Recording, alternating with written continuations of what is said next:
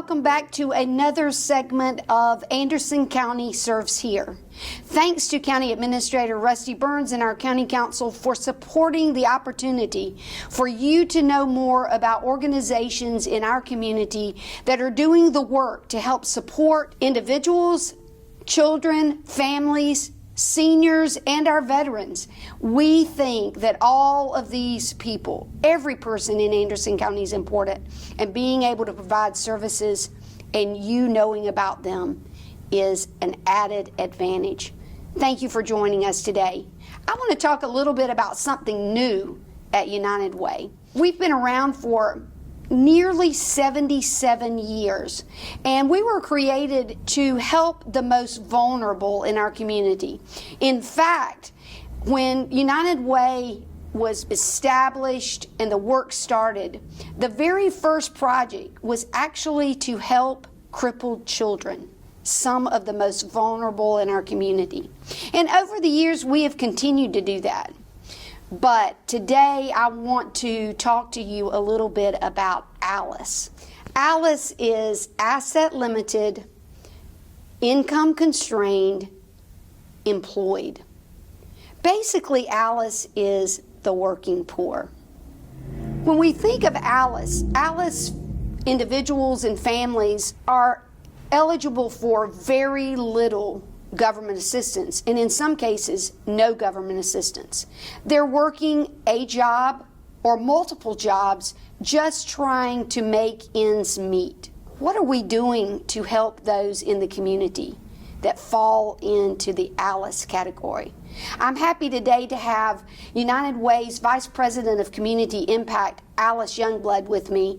We're going to be talking to you about the consequences of ALICE and ways that our community can work together to help make the lives of those who fall in the ALICE category more reasonable for them to be able to make ends meet. We are focused on working with agencies and creating impact in the community. And one of the things that we're doing this year is we really are looking at partners who are focused on people who are asset limited, income constrained, and yet employed.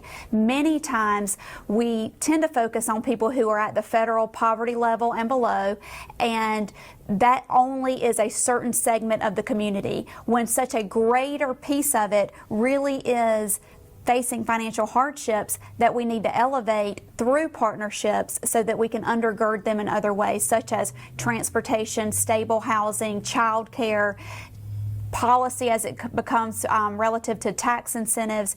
And even one thing that people don't consider a lot is cell phone plans. And a lot of times when we talk about cell phone plans and access to internet, people say, well, that is a luxury. And it is a luxury, but it also is the way that we live and the way that we work in a modern economy. And so we really do need to make sure that everybody who is participating has access to these things so that they can be equipped to live and to work in this economy. The ALICE movement started in New Jersey, and South Carolina is the 29th state to join this movement. And why is it important? We are able to then have data and research around the families that fall into the ALICE category. Again, that is asset limited, income constrained, employed. We want people to know that those that fall in the ALICE category are not lazy people. They are people working to support themselves and their children to make a better life in Anderson County. In fact, in South Carolina, 43% of our individuals and families fall into the ALICE category. We know that because we have gotten the research, whether it's transportation, childcare, rent, utilities, those kinds of information can help us serve them better. And so in doing so, I'm going to let it go back to Allison, and she's going to talk a little bit about how our community impact model can help organizations that are reaching the ALICE population in Anderson County. At United Way, we are focused on 4 pillars: health, education, financial stability, and basic needs. And in those 4 pillars, a lot of the provisions that we make are for children. In South Carolina, 55% of children fall at or below the ALICE level. And so as we go out into the community and we make partnerships and we fund programs, we really want to start focusing on not just the people who fall below the federal poverty level and meeting those basic needs, but undergirding programs that allow us to work with people who are working and are just asset limited and income constrained. And so this is important as it relates to health care, because even though 94% of the people in South Carolina or children in the country do have health care, we want to be sure that they can get to the doctor's office to see the physician when needed. It's also very important as it relates to education. We want to make sure that we're working with children early in early childhood education to prepare them for the future that they need. This is all dependent on transportation and stable housing. So when we can focus on those key factors, then we can elevate the children at an early age, and then hopefully as they progress through life that we can break this cycle for the next generation. There are 72 million children in our country, and half of them fall below or at the ALICE level. And so we want to make sure that we are increasing assets, that we are removing limitations from income, and that we also are keeping people employed. Here is a myth, to Carol's point, that 94% of children have at least one working parent in their home. So even though that they are struggling financially, they do have a working parent, which debunks the myth that people aren't working and they're just looking for a handout. We're not about a handout. We all are about a hand up, and that's exactly what we want to do by engaging in the ALICE platform going forward with our community partners and the direct services that we provide to the community. From a community impact perspective, what we're going to be doing is our cabinet at United Way is going to be focusing on ALICE programs that are really there to support not just people who we need to meet basic needs or that are falling below the federal poverty level, but people who are employed, who are contributing, who want to be elevated. And so we're going to take into consideration those programs. And as we go through the year as a cabinet, community impact cabinet, we are studying the different demographics. So children, veterans, people with disabilities, and how this can negatively or positively impact their financial status depending on the approach that we take.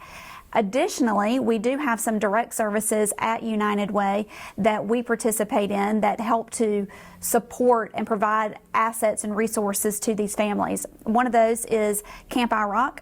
So Camp IROC is a 3rd grade reading program that takes children who are entering 4th grade and make sure that they're able to read on 3rd grade reading level. We also have Camp Mariposa, and Camp Mariposa is a weekend camp that is provided to people who have admitted to having been impacted by substance abuse. We know that problems continue to exist if that's not taken care of, and so these children are able to go away to a weekend camp, do all the fun things that are related to camp, but at the same time they're getting information on how to make better choices as it relates to substance abuse. And so that is something that we're providing. What we find is that people with assets and resources are able to get help for these things. But people without the assets and resources, they're at their wits' end, and they need our help in doing that. So that's a program that we have. Also, our snack pack program. We deliver 700 backpack kits to children across the community, all across Anderson County, every single Friday. Kids that are hungry can't learn, and so when we're able to keep them sustained over the weekend, they can show up Monday in better shape than they would have been without the snack pack. And there's lots of other programs that I know that Carol will be sharing with us that we do to help families who fall into this category. Several years before we ever heard of ALICE, we were already at United Way making the inroads to help families that fall into the ALICE category. And one of those ways, as you heard Allison say, financial stability is one of our pillars. And so we decided 4 years ago to fund a financial stability center at AIM. You know, AIM has been about building self-sufficiency for individuals and families for over 30 years. So why not partner with them? So we took our Volunteers and Tax Assistance Program to them. That means that families that fall in a category of $66,000 or less a year, that's the federal guideline, they are eligible to have their taxes prepared for free. Now, these are not people that just walked off the street and said, I'm going to help people with their taxes. These are people that have been certified by the IRS to prepare taxes. So they are at AIM through the tax season. And last year we had over 1,000 individuals and families take advantage of that program. The most important part of that is that they are not taking out an instant loan to get their money that day. Instead, their taxes are prepared. That is free to them. And then it is electronically filed, and most of the time they are going to spend that money right here in Anderson County, and they will not have paid some high interest amount to get their funds due to them through their tax refund. That's one aspect of the Financial Stability Center. The other is that AIM is providing 10 to 12 financial literacy classes each month. It could be a crisis debt management. It could be budgeting. It could be about insurance and also about employee benefits. There are people in the workplace that do not have the understanding of all those things. And through the Financial Stability Center at AIM, these families and individuals are getting tools in their toolbox to be able to live a more productive life. And that is exactly why we created the Financial Stability Center in partnership with AIM.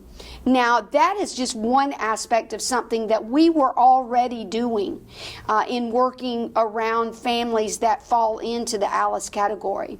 But other things come to mind. For instance, we have been funding the Anderson Free Clinic since its very inception.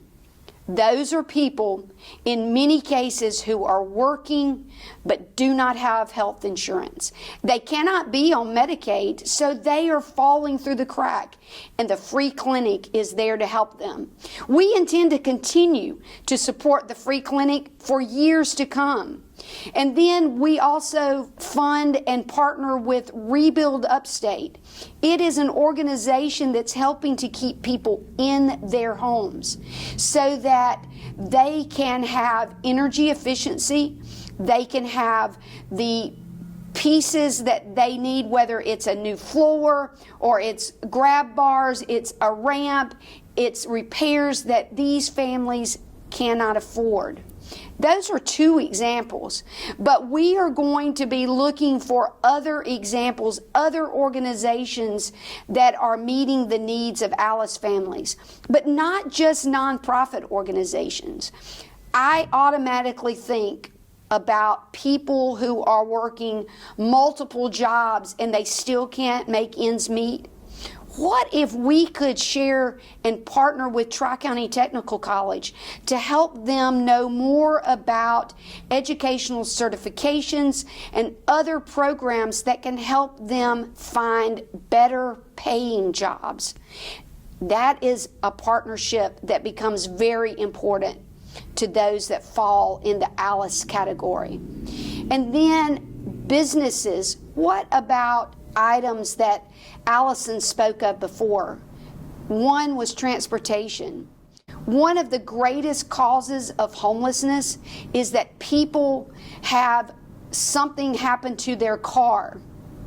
They can't afford the repair, which means that then they are looking for some type of transportation to get them to their jobs, and many times those don't work out, and before you know it, they are behind on their rent and they are getting evicted. We want to work with businesses that might be able to give people discounts for their car repair, or maybe it has everything to do with child care and their ability to be able to have a safe place for their child to go. We've been working with some of the larger industries to take advantage of some opportunity to have child care on their premises. We also work with other organizations that provide help in child care, like the Champion Center.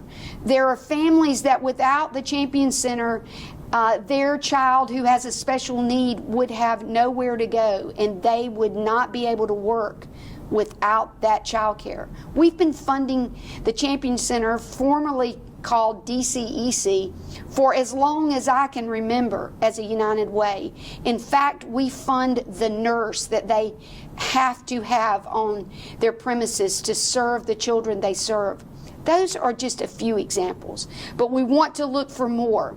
But if I had anything to say today about the partnerships, and this is about partnerships, we cannot serve these families without partners. There is no one organization in this community that can fix families, that can fix individuals. It takes all of us working together to find the avenues to be able to help people, I like to say, thrive, not just survive.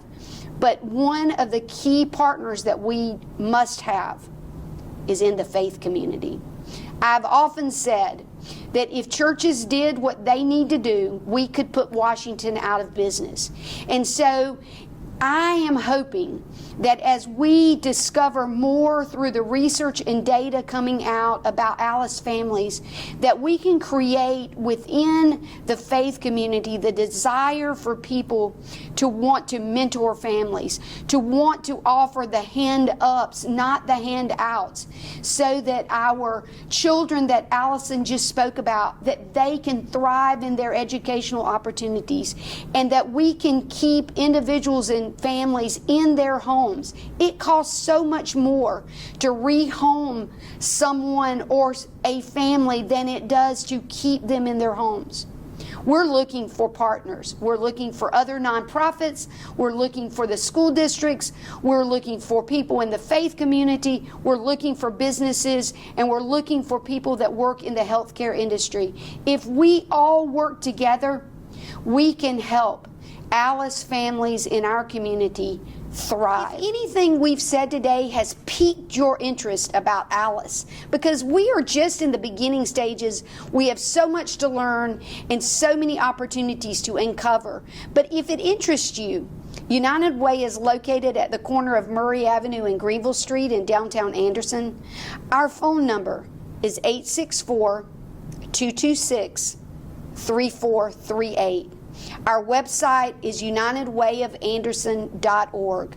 Please let us know that you are interested in being a part of helping us help others thrive, not survive. Again, today we thank Anderson County Council, Anderson County Administrator Rusty Burns for all that they do to help, and we are happy that they also are one of our partners and a partner to so many nonprofits in the community helping people thrive. I look forward to seeing you in the new year as we start a new series about how we can inform you more about homelessness and housing in Anderson County. Thank you.